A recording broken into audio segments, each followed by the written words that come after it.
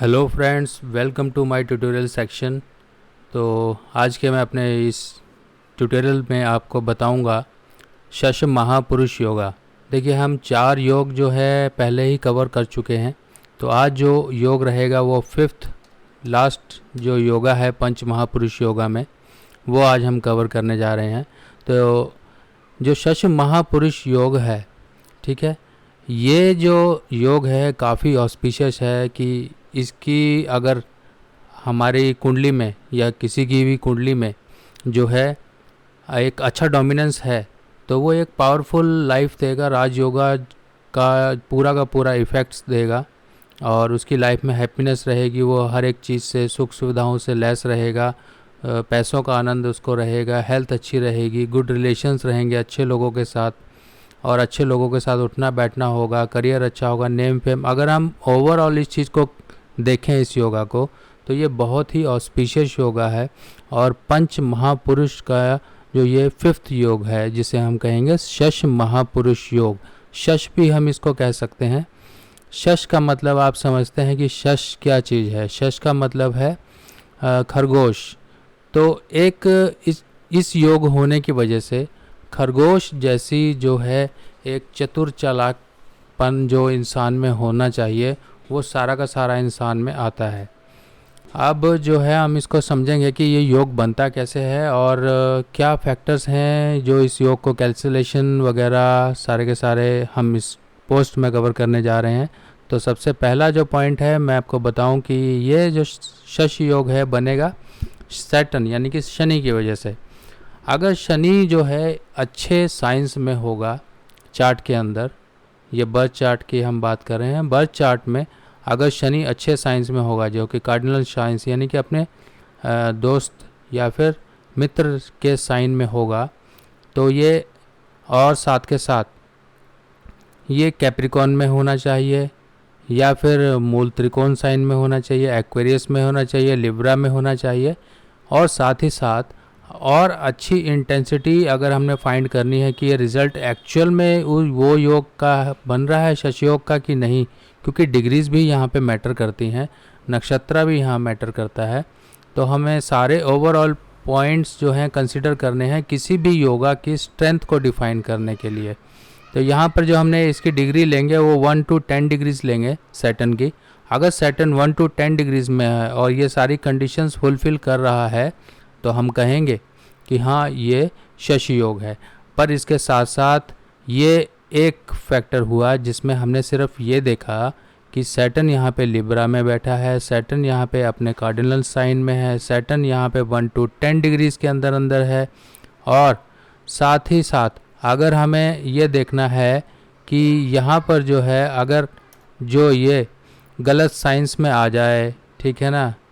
अब यहाँ पे समझिए कि गलत साइंस क्या क्या होंगे। यहाँ पर मैंने एक आपको एग्जांपल के तौर पे ये एक बताया है, पर आपको ये साइंस को कंसीडर करना है क्योंकि ये साइंस जो हैं बहुत ही इम्पोर्टेंस रखते हैं जब हम किसी योगा की स्ट्रेंथ वगैरह को कैलकुलेट करते हैं। देखिए, जब ये योग जो है बन रहा है कैंसर साइन में, अब ये देखिए कैंसर साइन है यहाँ पर, ठीक है, कैंसर साइन में बन रहा है या फिर लियो साइन में बन रहा है, तो हमें क्यों ये अवॉइड करना है। अब ये देखिए कैंसर साइन के लिए शनि एक तो वैसे ही असेंडेंट लॉर्ड और शनि की चंद्रमा और शनि की आपस में नहीं बनती है, तो ये आपस में एनिमी हुए। और साथ ही साथ सैटर्न की जो राशि है यहाँ पर 8th साइन से भी एसोसिएटेड है, ठीक है। अब इसी तरीके से जो हमने लियो को देखना है क्योंकि सूर्य और शनि आपस में एनिमी है। तो जब एनिमी होंगे तो एनिमी कैसे जो है एक जो आपका एनिमी है वो आपको कैसे आप उससे एक्सपेक्ट कर सकते हो कि आपके लिए वो राजयोग लेकर आएगा। ये हो गया। अब लियो लग्न में क्या है, जो शनि है वो 6th हाउस का लॉर्ड है, 7th हाउस का लॉर्ड है, क्योंकि अब 6th हाउस भी यहाँ पे त्रिक भाव हाउस हो गया और जो है 7th हाउस मार्केश हो गया, ठीक है। अब एरीज, स्कॉर्पियो, कैप्रिकॉन जो लग्न है इनमें भी ये इतने स्ट्रॉन्ग रिजल्ट्स नहीं देगा। क्यों? क्योंकि कैप्रिकॉन में एक राशि इसकी 12th हाउस में आ गई, तो ओवरऑल अगर हम समझें इस योग को, तो 6 से 12 से कोई भी इसका रिलेशन नहीं होना चाहिए। साथ ही साथ लगन लॉर्ड इसका फ्रेंडली होना चाहिए। ये हो गए फैक्टर्स। अब कैंसिलेशन कैसे कैसे होते हैं, देखिए कैंसिलेशन ऑफ शश महापुरुष योग, अगर जो है शनि जो है एसोसिएट यानी कि कंजंक्शन, म्यूचुअल एस्पेक्ट या किसी भी तरीके से सैटर्न के साथ, सन के साथ आएगा तो ये कैंसिलेशन हो जाएगा। अगर जो योगा गिविंग प्लैनेट जैसे कि शनि है, अगर वो कंबस्ट हो तब भी ये योग कैंसिल हो जाएगा।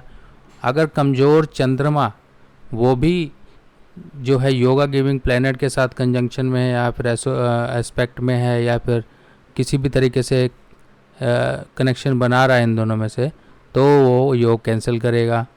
अगर केतु जो है शनि के साथ, यानी कि शनि जो योगा प्रोड्यूसिंग प्लैनेट है, तो इसके साथ अगर कनेक्शन करेगा तो अब भी योग कैंसिल हो जाएगा। देखिए कुछ शर्तें हैं, शर्तें जो हैं, शर्तों को हमने कंसिडर करके चलना है। बिना शर्तों के जो कंडीशंस हैं, अगर हम इनको नहीं अप्लाई करेंगे तो आपके रिज़ल्ट सही नहीं आएंगे। आपको लगेगा कि हाँ ये तो योग बना हुआ है, पर जब एक्चुअल में आप पूरी मेहनत कर लोगे और साथ में आप देखोगे कि ये तो योग बन ही नहीं रहा है, फिर वही बात हो जाएगी, खोदा पहाड़ निकली चूहिया। तो आपको एज एन एस्ट्रोलॉजर आपको ये ज़रूरी चेक करना है कि हाँ ये प्लैनेट क्या वो सारी कंडीशंस फुलफ़िल कर रहे हैं।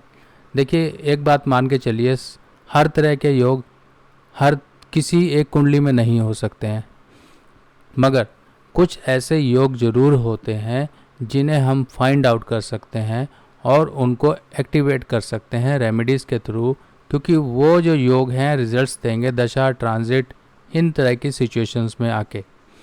तो यहाँ पर हमने देखा कि अगर कमज़ोर चंद्रमा है, कमज़ोर चंद्रमा कैसे होगा, षटबल में कमज़ोर है, अगर उसका जो है पक्ष बल कमज़ोर है, ठीक है, और मान लो वो राहु केतु के साथ अफ्लिक्टेड है, 6, 8, 12 की राशियाँ लेकर है, और साथ में रेड कुछ भी इस तरह की जो कंडीशंस अगर बनती हैं, अगर डिग्रीज वाइज ज़्यादा है तो वो भी कंसिडर किया जाता है।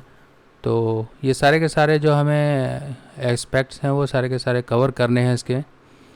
अब इसमें हम जो एग्ज़ाम्पल देखेंगे ये है कि एक एग्ज़ाम्पल और है जिसको आपने थोड़ा सा बेटर तरीके से समझ लें तो आपका ये जो लास्ट कन्फ्यूजन है ये भी क्लियर हो जाएगा।